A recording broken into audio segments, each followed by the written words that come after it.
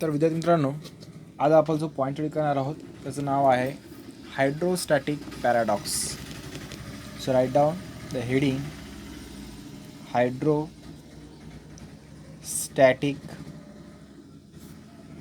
Paradox.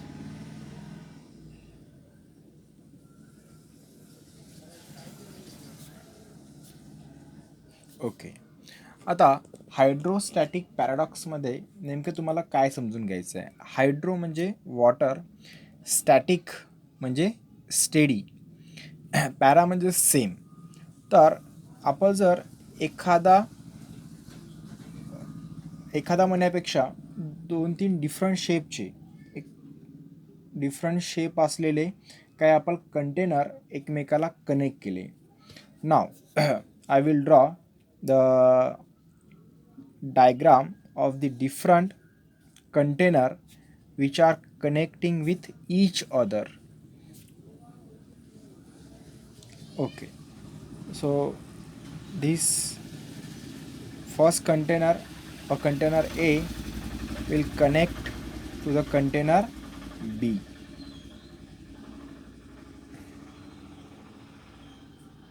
Now this is our container B. There is another container. That container will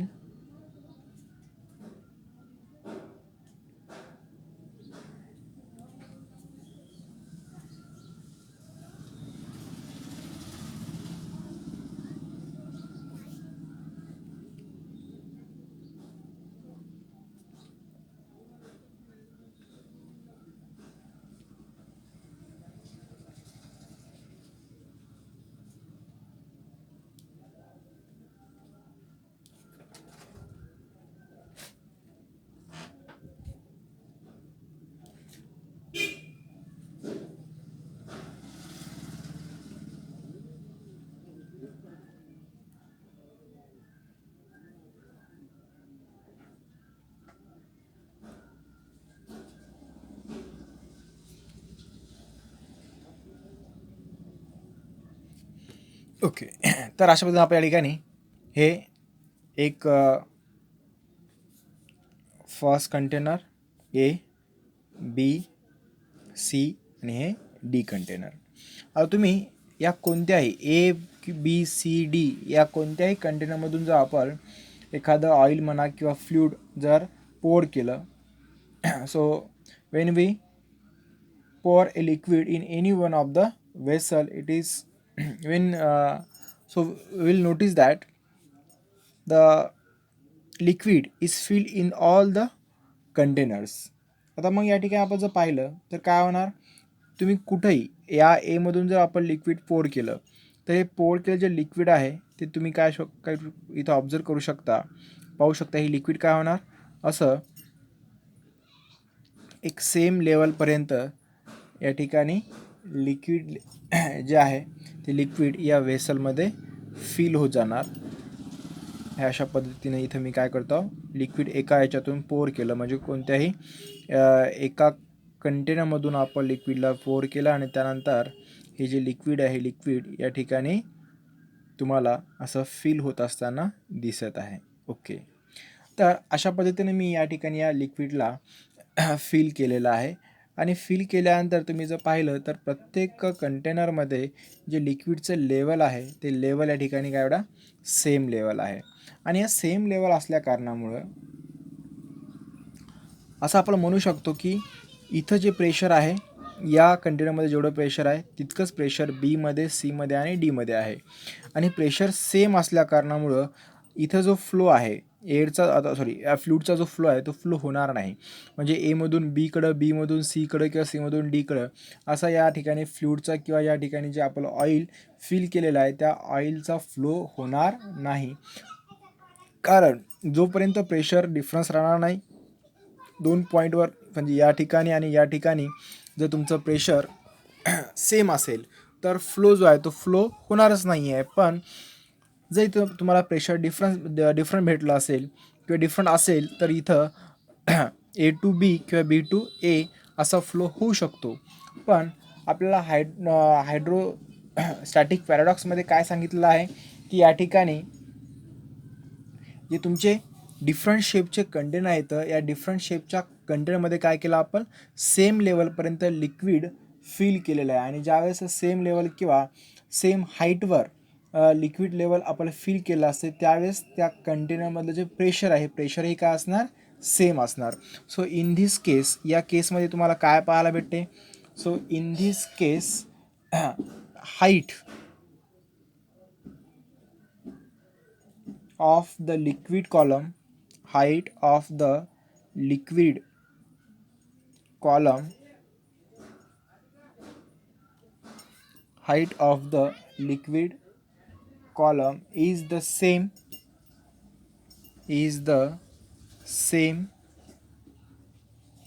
for all the vessels or container, all the vessels. Therefore the pressure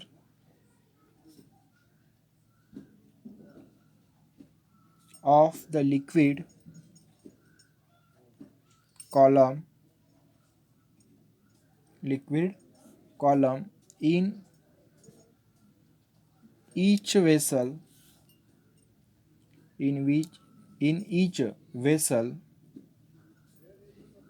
is the same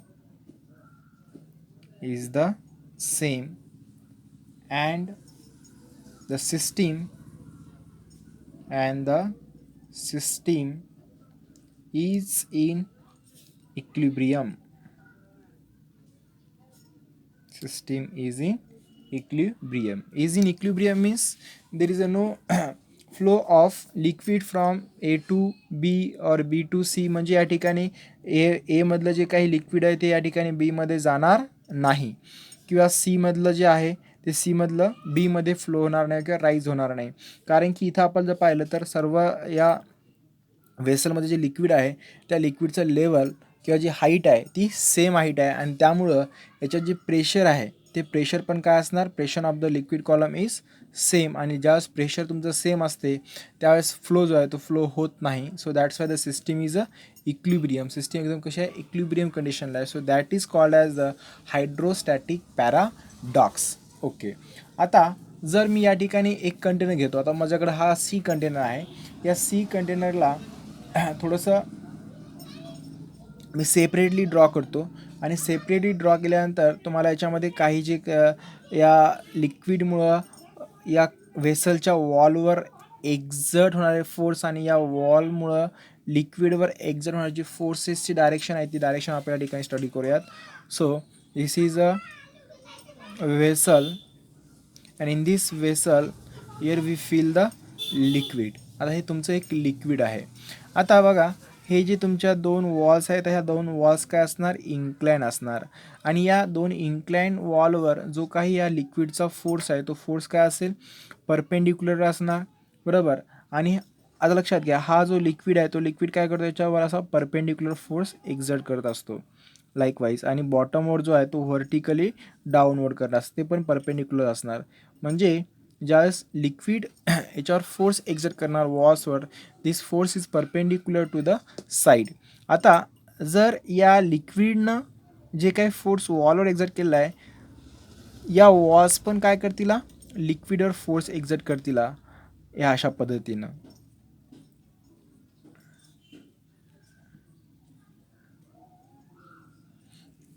म्हणजे तुमच्या लक्षात आलं असेल की या ठिकाणी force exert against the liquid by the walls of the vessel. So this that force indicate by the arrow. जे काही तुम्हाला या ठिकाणी या लिक्विडच्या अगेन्स्ट जो फोर्स लागत आहे आणि तो फोर्स कोण लावायला, या वॉल लावायला, that indicate by the arrow. मी या ठिकाणी ॲरोने याला इंडिकेट केलेलं आहे. आता आपण जर पाहिलं तर हे जे फोर्स आहेत हे कशा आहेत, इन्क्लाइन फोर्स आहेत. म्हणजे या फोर्सला आपण डायरेक्ट घेऊ शकत नाही, because they are not in a horizontal direction or the vertical direction, they are incline. म्हणजे इन्क्लाइन फोर्स असतात त्याला आपण काय करणार, रिझॉल्व करणार, and it is resolve into the two components. मग याला आपल्याला काय करावं लागेल, दोन कॉम्पोनंटमध्ये रिझॉल्व करावं लागेल. मग फोर्स फॉर एक्झाम्पल या डायरेक्शनला आहे तर तुम्हाला रिझॉल्युशन जे आहे ते असं रिझॉल्युशन असणार आहे, बरोबर. एक असेल अपवर्डला असेल आणि या ठिकाणी सेकंड जे आहे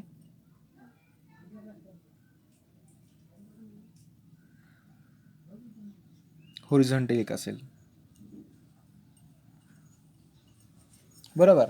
तर अशा पद्धतीनं व्हर्टिकल कॉम्पोनंट्स आणि इन अपवर्ड डिरेक्शन, हे जे तुमचा व्हर्टिकल कॉम्पोनंट आहे तो काय असणार आहे, अपवर्ड डिरेक्शनला असणार आणि एक जो आहे तुमचा काय असणार, हॉरिझॉन्टलला असणार. मग इथं जे बॅलन्सिंग कन्सेप्ट जो आहे तो बॅलन्सिंग कन्सेप्ट इथं होत असतो.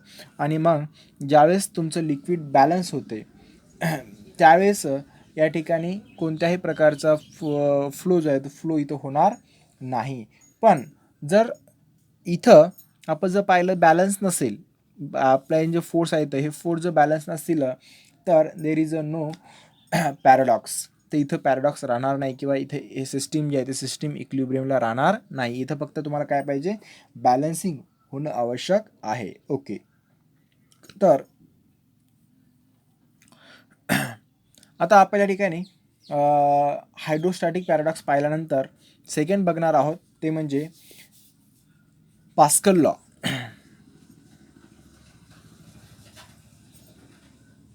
आता पास्कल लॉ का स्टडी करायचा, तर आपल्याला माहीत आहे की जे प्रेशर आहे या प्रेशरची स्टडी ज्या सायंटिस्टनं सुरुवातीला केली होती त्याचं नाव होतं pascal.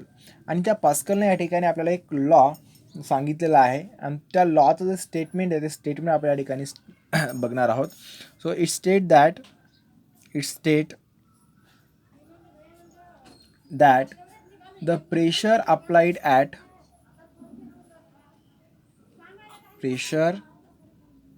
Applied at any point of an enclosed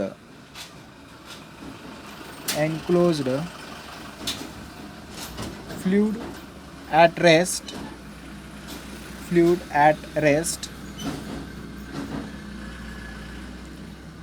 is transmitted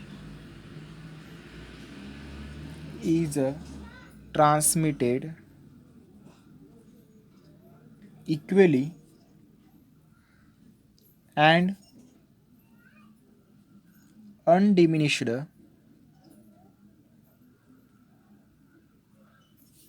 to every point of the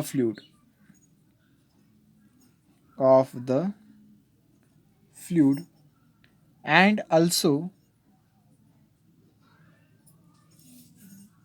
on the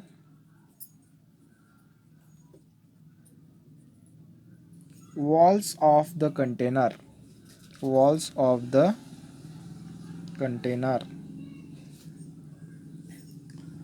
Provided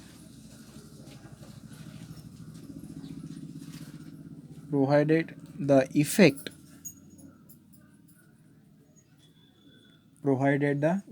of gravity is negligible किंवा neglected. ओके. आता या स्टेटमेंटचा आपण व्यवस्थित जो मिनिंग आहे तो मिनिंग समजून घेऊयात. It is state that the pressure applied at any point of an enclosed fluid at the rest. आता इथं फॉर एक्झाम्पल तुमच्याकडे हे फ्लूड आहे, हे लिक्विड आहे किंवा फ्लूड आहे, हे असं कन्सिडर करा की एन्क्लोज्ड कंडिशनमध्ये आहे, बरोबर. आता इथलं जे प्रेशर आहे, आता फॉर एक्झाम्पल मी याला इथे एखादं पिस्टन लावलं. पिस्टन म्हणजे एखादी एक प्लेट असते, इथं अशी प्लेट या ठिकाणी फिट केली, that called as a piston. आणि या पिस्टननं याच्यावर आपण प्रेशर क्रिएट केलं किंवा या पिस्टनवर आपण फोर्स अप्लाय केला एफ. तर काय होणार, हे force F act on the area A. या ए इतक्या एरिया काय फोर्स ॲक्ट होणार आणि त्यामुळे इथं काय आलं, प्रेशर तयार राहिलं. आता जे इथं प्रेशर क्रिएट झालेलं आहे, दिस प्रेशर इज अ ट्रान्समिटेड. हे काय होणार, प्रेशर ट्रान्समिट होणार. फॉर एक्झाम्पल या ठिकाणी मी एखादं पिस्टन प्लेस केलं किंवा फिट केलं, तर या पिस्टनला हे जे काही तुमचं लिक्विड आहे ते लिक्विड काय करणार, पुश करणार, ढकलणार, हे वरील लिफ्ट होणार. पिस्टन जे आहे बी व्हेसलचं पिस्टन जे आहे ते पिस्टन काय ठिकाणी मूव्ह अप व्हायला, म्हणजे इथं जे प्रेशर क्रिएट झालं होतं that pressure transmitted towards the container B and that piston moves upward direction. म्हणजे काय झालेलं आहे, जे प्रेशर तयार झालं होतं that pressure this pressure is transmitted equally, म्हणजे इथं जेवढं प्रेशर इथं होतं तेवढं प्रेशर या ठिकाणी काय झालेलं आहे, ट्रान्समिट झालेलं आहे. अँड अनडिमिनिश्ड, म्हणजे कोणत्याही प्रकारचा लॉस न होता, कमी न होता या ठिकाणी जेवढं प्रेशर इथं होतं तितकंच प्रेशर या ठिकाणी ट्रान्समिट झालेलं आहे to every point of the fluid. म्हणजे इथंही तितकंच प्रेशर असणार, इथेही असणार, इथेही असणार, इथेही असणार, इथेही असणार, इथे असणार. हे प्रेशर ट्रान्समिट होत आहे अँड अनडिमिनिश होत आहे. ओके.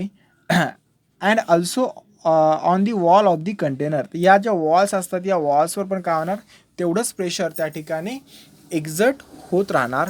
सो आणि याची जी काही ग्रॅव्हिटी आहे, मग आता इथं वेट आहे, लिक्विड आहे, या लिक्विडचं काय असणार, वेट असणार. हे वेट जे आहे वेट डाऊनवर्ड डायरेक्शनला असते, तर या वेटला आपण कुठेही कन्सिडर करणार नाही, दिस विल बी निग्लेक्टेड. तर अशा पद्धतीनं आपल्याला काय केलेलं आहे, पास्कलनं लॉ सांगितलेलं आहे. जे काही तुमचं प्रेशर असते हे प्रेशर ॲट एनी पॉईंट काय होणार, अप्लाइड होणार, पण त्याचबरोबर हे प्रेशर ट्रान्समिट होत जाणार इक्वली, आणि कोणत्याही प्रकारच्या त्यामध्ये कमतरता किंवा जे काही तुमचं व्हॅल्यू आहे, प्रेशरची जी व्हॅल्यू आहे ती व्हॅल्यू कॉन्स्टंट राहणार, त्या ठिकाणी डिमिनिश होणार नाही. त्याला आपण अनडिमिनिश असं म्हणलेलो आहोत. ओके. तर याच पास्कल लॉवर बरेचसे आपल्याकडे काय आहेत, काही ॲप्लिकेशन्स आहेत, तर ते ॲप्लिकेशन आपण या ठिकाणी स्टडी करणार आहोत. तर पास्कल लॉ नंतर आपण जो नेक्स्ट पॉईंट स्टडी करणार आहोत, so the name is application of Pascal law. So right down the heading application.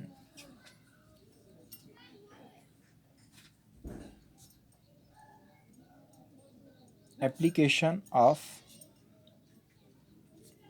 Pascal's law. Okay. So first application is hydraulic lift.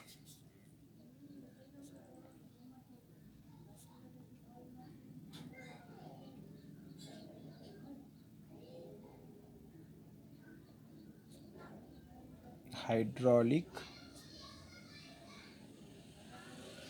Lift. आता तुम्ही लिफ्ट बघितली असेल कधी, आहे की नाही, बिल्डिंगमध्ये असते, एखाद्या अपार्टमेंटमध्ये लिफ्ट असते. त्या लिफ्टला काय असतात असे, कधी तुम्ही त्याचं स्ट्रक्चर बघितलं का माहीत नाही, असं एक मोठा असं काय असतो, एक चेंबर असतो असा. या चेंबरमध्ये अशी एक प्लेट असते, अशी एक प्लेट असते, हो की नाही. या असं त्याच्यामध्ये पण एक काय केलं असतो, असा एक चेंबर या ठिकाणी तयार केलेला असतो, एक रूम तयार केलेली असते. आणि ही रूम अशी पूर्ण या ठिकाणी काय असणार, पॅक असणार. म्हणजे असं कन्सिडर करा की हा काय बॉक्स आहे, या चेंबरमध्ये हा बॉक्स आहे. इथं आपण काय करतो, हे जे फ्लोअर आहे या फ्लोअर आपण असं स्टँडिंग उभे राहिला असतो. आणि हा जो वरचा पार्ट आहे या रूमचा किंवा या बॉक्सचा जो काय वरचा भाग आहे त्याला काय केलं असते, रोप असतं असे. हे रोप्स याला असे फिट असतात. काय होतात, हे दोन रोप असे इथून फिरतात. इथे एक पुली असते, या पुलीवरून हे काय होणार, इकडं ओल्या जाणार. तर अशा पद्धतीनं ही जी लिफ्ट आहे ते लिफ्ट काय होते, वर जाते. आणि ज्यावेळेस त्याला खाली यायचं असते त्यावेळेस इथे काय होते, याला रिलॅक्स केलं जाते. तर म्हणजे इथं आपण फोर्स लावायला, आणि that force applied by the rope Wien आपण याला काय केलं असते, रोपने याला आपण पुश केलेलं असते, वरील ओढलेलं असते.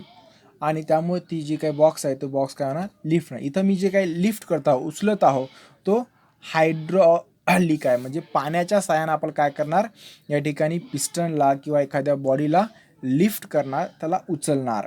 तर मग हे उचलत असताना मग ज्यावेळेस आपण उचलत असतो त्यावेळेस नेमकं काय होते हे मला तुम्हाला इथे सांगायचं आहे. So for this concept we will draw one diagram, and in this diagram there are two tanks. So there is a first tank. The first tank is in small size as compared to the second.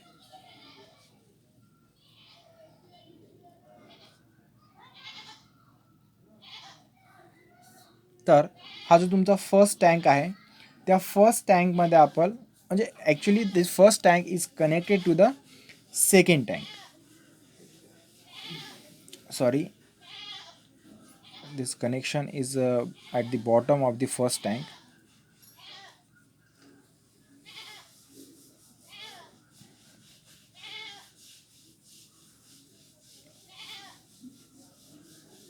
So this is there is a second tank.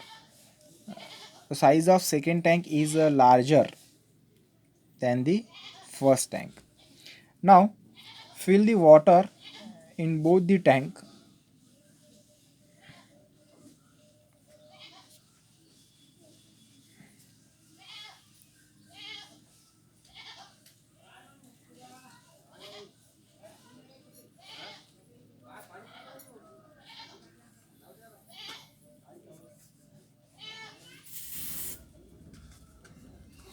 So you can observe the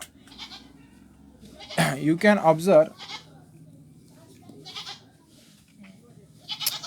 the first tank is at the higher level than the second tank. So there is a one pipe in between the two tanks. So this pipe is useful to flow of liquid from tank first to second and second to first. तर हा tank first आहे आणि हा tank second आहे. तर इथं मी काय करणार, या दोन्ही टँकच्या वरी इथं एक पिस्टन कनेक्ट करणार. So this is called as the piston. याला आपण S1 म्हणणार आहोत, piston S1. And there is a second piston, it is fitted in the second tank. So S2 हा तुमचा सेकंड पिस्टन S2 आहे. आता याचा जो एरिया आहे तो A1 असणार. A1 is the area of piston S1 and A2 is the area of piston S2. आता आपल्या इथं काय नेमकं काय करायचं काय, तर या दोन्ही पण पिस्टनला जर तुम्ही पाहिलं तर दिस टू पिस्टन्स आर मुव्हेबल. हे फिक्स नसतात, हे काय असतात, मुव्हेबल असतात.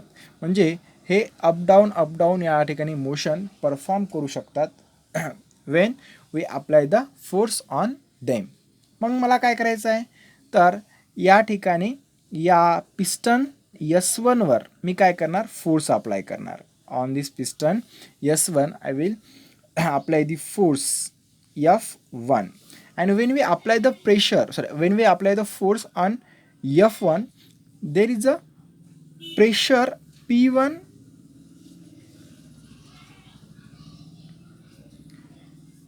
is generated in the liquid.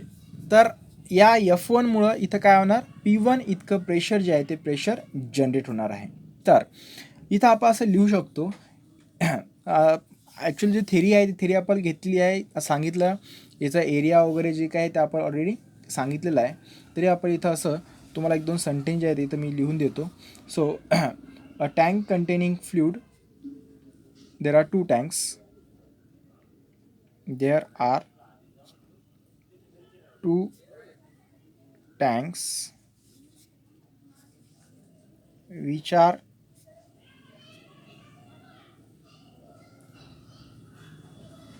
connected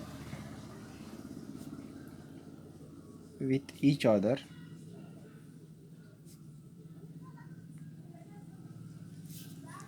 by connecting pipe असं तुम्ही म्हणू शकता. देन द साईज तर तुम्ही इथं लिहू शकता, त्याची काय आवश्यकता नाही आहे. पण these two tanks are fitted, these two tanks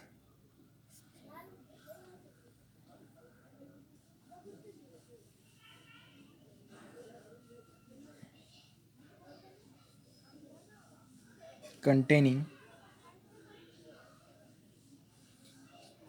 a fluid is fitted with two piston with two pistons S1 and S2. Now third point, S1 is a smaller, sorry, S1 has a smaller area than S2. So A1 is smaller than A2 असं आपण इथं लिहू शकतो. Okay, नाव fourth point होईल. आता आपण काय केलं इथं, या फर्स्ट पिस्टनवर म्हणजे S1वर काय केलेलं आहे, फोर्स अप्लाय केलेला आहे. So if we apply a force, if we apply a force F1 on the smaller piston, S1 in the downward direction,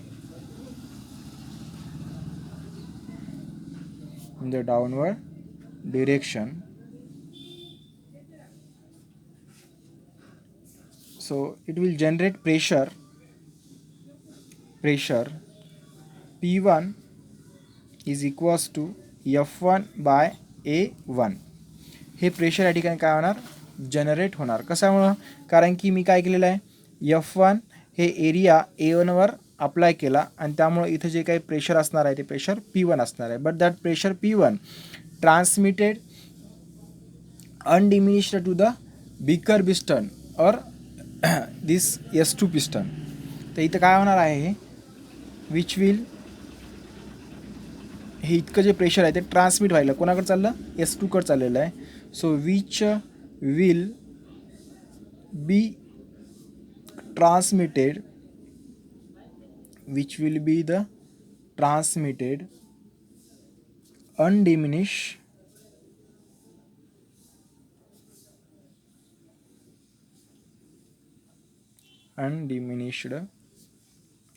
to the bigger piston S2. मग या ठिकाणी तुमचं सेकंड पिस्टनवर जे प्रेशर असेल ते प्रेशर काय इथं काय असणार आहे. आता हे जे प्रेशर आहे ते प्रेशर इथून काय व्हायला ट्रान्समिट झालं, हे प्रेशर या ठिकाणी अप्लाय झालेलं आहे. आता इथं जे प्रेशर आहे ॲक्च्युली हे P1 आणि P2 तुमचं काय असणार, सेम. फक्त आपण पिस्टन इथं काय घेणार, सेकंड पिस्टन घेणार. पण P1 इज इक्वल्स टू काय असेल, P2, कारण की undiminished pressure is transmitted towards the S2. Okay, तर हे जे पिस्टन आहे, पिस्टन मी या ठिकाणी समोर ढकललं. इथं जे फोर्स लागणार आहे, या प्रेशरमुळे जो काय फोर्स लागणार आहे तो फोर्स इथं काय असणार, F2 असणार. बट या F2 डायरेक्शन जी आहे ती काय, अपवर्ड डिरेक्शन आहे. मग इथं जे प्रेशर आहे तुमचं, ते प्रेशर इथं काय असणार आहे, P2 is equals to, pressure इथं काय असणार, F2 बाय A2. म्हणजेच इथं जे तुमचा फोर्स आहे F2 जो आहे तो F2 इथं काय असणार आहे, P2 A2 इतका असेल, बरोबर. पण आता ॲक्च्युली आपण जर पाहिलं तर इथं काय आलेलं आहे, एरिया वाढलेला आहे आणि एरिया वाढल्यामुळं इथं जो फोर्स लागेल हा फोर्स इथं काय असणार, जास्त असणार. कोणापेक्षा, P1 पेक्षा जास्त असेल. आता हे जास्त कितीने जास्त असेल आपण इथं बघणार आहोत. तर हा जो तुमचा F2 आहे तो F2 काय असणार, अपवर्ड डिरेक्शनला एक्झर्ट होणार, will be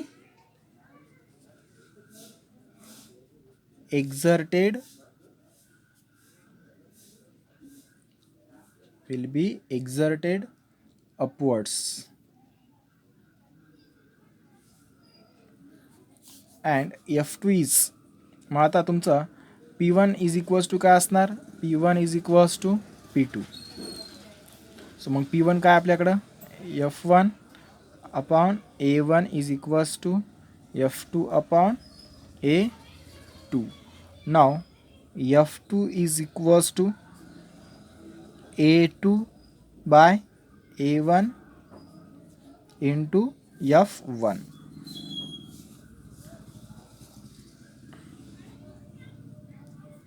So this is the formula which is used to find out the force F2 applied on the S2. मग या ठिकाणी F2 जो आहे तुमचा हे काय असणार, खूप जास्त असणार than the F1. So F2 is much larger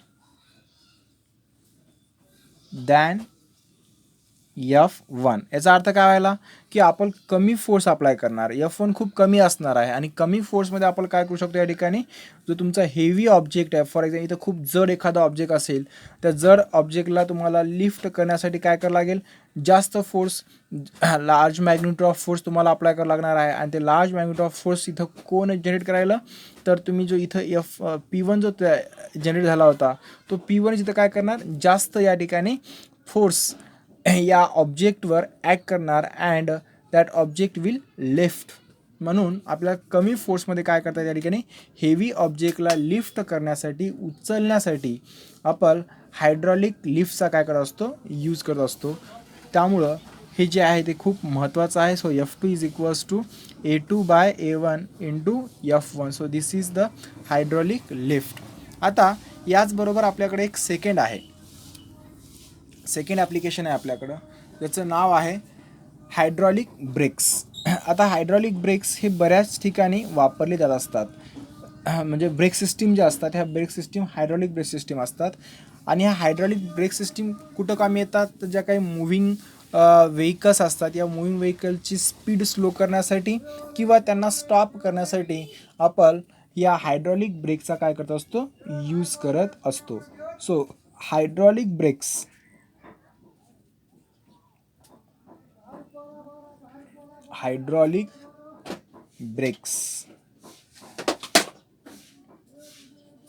simple principle आहे, प्रिन्सिपल तेच आहे, फक्त इथं काय होणार, थोडंसं सिस्टमचं जे स्ट्रक्चर आहे तो इथं मी चेंज करणार आहे. लिफ्टमध्ये फक्त 2च आपल्याकडे कंटेनर होते, पण इथं थोडंसं वेगळं असणार आहे. याचा यूज तुम्हाला मी ऑलरेडी सांगितला आहे. याचा जो यूज आहे तो यूज काय होता या ठिकाणी, to slow down or stop vehicles in motion.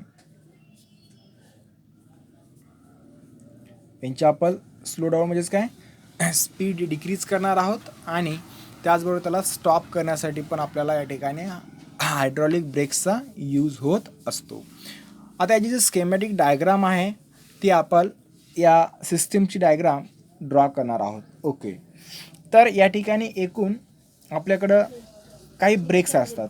म्हणजे तुमच्या कधी बघितलं असेल, व्हेकल आहे, मोठी व्हेकल आहे, कार आहे, तिला काय असतात, 4 व्हील्स असतात आणि त्या 4 व्हील्सला आपल्याला 4 ब्रेक्स पण जर तिथं आपण यूज केले, 4 ब्रेक यूज केलेस, तर त्या ठिकाणी त्या व्हेकलला स्टॉप होण्यासाठी एकदम इझी आणि सेफ्टी वे आहे की आपण 4ही व्हील्सला काय करणार आहोत, ब्रेक सिस्टीम त्या ठिकाणी यूज करणार आहोत. ओके, आता मग 4 ठिकाणी आपल्याला 4 व्हील्स आहेत आणि त्या 4ही व्हील्सला अप्लाय म्हणजे फोर्स अप्लाय करायचा असेल किंवा त्या ठिकाणी त्याला आपल्याला ब्रेक अप्लाय करायचे असतील, तर आपल्याला या ठिकाणी 4 पिस्टन घ्यावं लागतील. तर मी त्यासाठी तुम्हाला एक डायग्राम ड्रॉ करून दाखवतो की schematic diagram for the hydraulic brake system is. तर इथं माझ्याकडे सिलेंडर आहे. Now this is the first cylinder. हा एक इथं सिलेंडर आहे आणि याच्याच खाली आपण एक अनादर सिलेंडर घेतलेला आहे. ओके, हे आपल्याकडे एक सिलेंडर आहे. ॲक्च्युली इथं थोडंसं ओपन असणार, कारण की फ्लूइडला फ्लो होण्यासाठी इथं ओपन असणं आवश्यक आहे. ओके, त्यानंतर इथे एक पाईप असेल.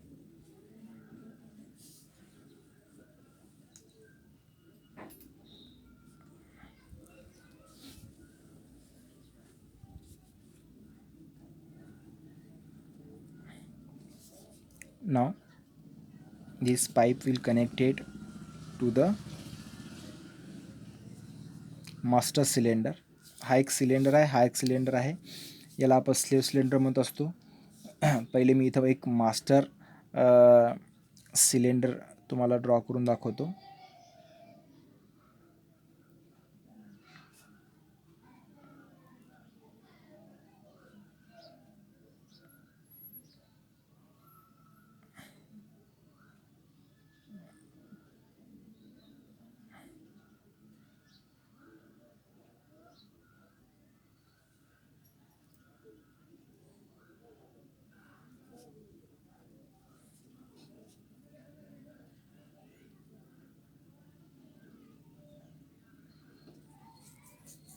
ओके, तर हा तुमचा पिस्टन आहे.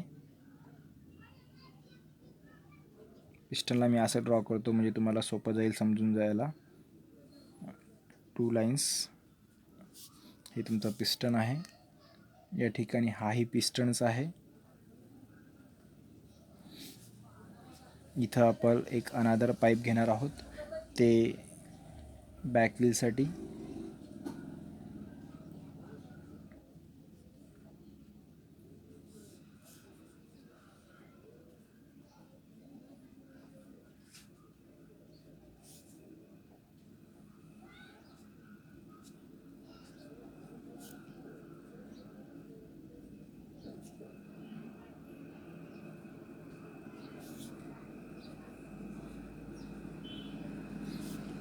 त्यानंतर इथे एक पिस्टन असेल तुमचं.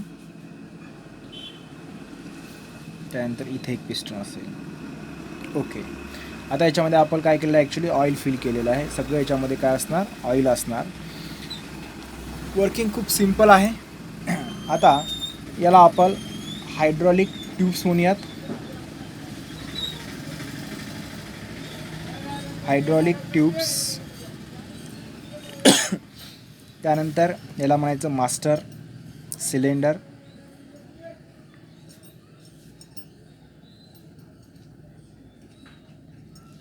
त्यानंतर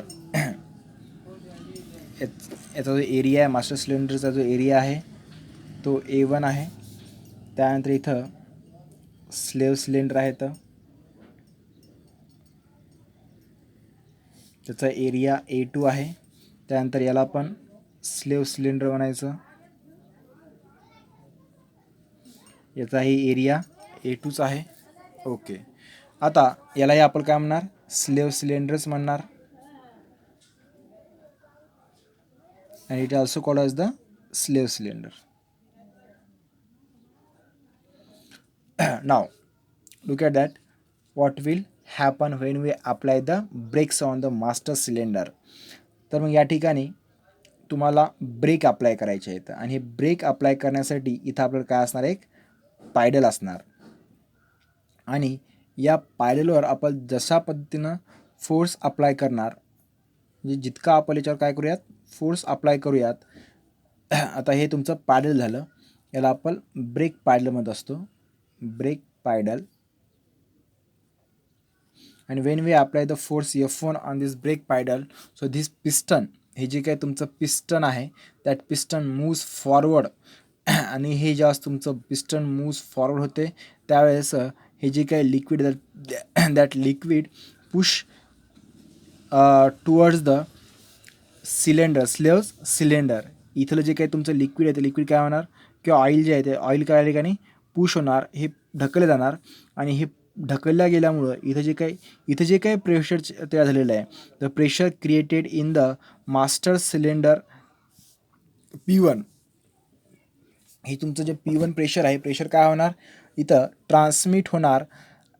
transmitted undiminished that pressure goes to the slave cylinder. या सिलेंडरमध्ये इकडून हे प्रेशर इकडे येणार आणि हे प्रेशर या साईडला. ॲक्च्युली प्रेशर येत आहे म्हणजे काय होतं, जे फ्लूइड आहे ते फ्लूइड त्या ठिकाणी मूव्ह होत जाणार, त्या ट्यूबमधून मूव्ह व्हायलेलं आहे. आणि त्यामधून जे काही प्रेशर आहे, that pressure exerted on the pistons in the cylinder. मग याचा जो एरिया आहे A1 आणि A2 आहे. मग इथं आपण जर प्रेशर बघितलं, जिथे एवढं प्रेशर होतं तेवढं प्रेशर या ठिकाणी आपल्याला काय म्हणणार P2 म्हणणार. But P1 and P2 is equals, they are the equals. मग मी इथं फोर्स अप्लाय केला, इथं फोर्स अप्लाय केल्यामुळे इथलं जे काही लिक्विड आहे लिक्विड काय होणार या चारही याच्यामध्ये मूव्ह होणार आणि या चारही पिस्टनला ते काय करत आहे थोडंसं पुश करत आहे. आणि ह्या पिस्टनला पुश केल्यामुळं आता ॲक्च्युली जे पिस्टन्स असतात that pistons are connected to the friction pads. इथं फ्रिक्शन पॅड्स असतात. हे जे आपले व्हील्स असतात त्या व्हील्सला हे फ्रिक्शन पॅड कनेक्ट असतात आणि या म्हणजे या पॅड्स त्या पॅडला या ठिकाणी हे जे काही तुमचे पिस्टन असतात ते फ्रिक्शन करतात, त्यासोबत फ्रिक्शन होते आणि फ्रिक्शन झाल्यामुळं हे जे रोटेटिंग डिस्क असतात या रोटेटिंग डिस्कला या ठिकाणी अपोजिंग फोर्स भेटल्यामुळं म्हणजे मोशनच्या अपोजिट जे काही रोटेशनल मोशन आहे रोटेशन मोशनच्या अपोजिट या ठिकाणी तुम्हाला फोर्स लागत असेल किंवा ठिकाणी फ्रिक्शन होत असेल तर या व्हील्सची जी स्पीड आहे ती स्पीड काय होणार स्लो डाऊन होणार आणि अशा पद्धतीनं मग या ठिकाणी हे जे काही व्हील्स असतात हळूहळू स्टॉप व्हायला लागतात. पण त्यासाठी आपण काय केलेलं आहे फोर्स अप्लाय केला आहे. जे आपण पहिले वापरलं होतं तेच इथे असणार आहे. मग इथं जे तुमचं इथं मी फोर्स अप्लाय केला F1 याचा जो एरिया आहे तो A1 आहे आणि प्रेशर जे तुम्हाला भेटलेलं आहे P1 इथं काय असणार मग P1 is equals to F1/A1. Okay, इतकंच प्रेशर तुम्हाला या ठिकाणी भेटणार आहे हो की नाही. मग आपण काय करूयात की तुम्हाला जे इथं जे प्रेशर भेटणार आहे या ठिकाणचं जे प्रेशर आहे हे प्रेशर P2 काय असेल तुमचं प्रेशर P2 जे आहे ते F2/A2 असं असेल बरोबर. मग F2 जो आहे तुमचा F2 is equals to P2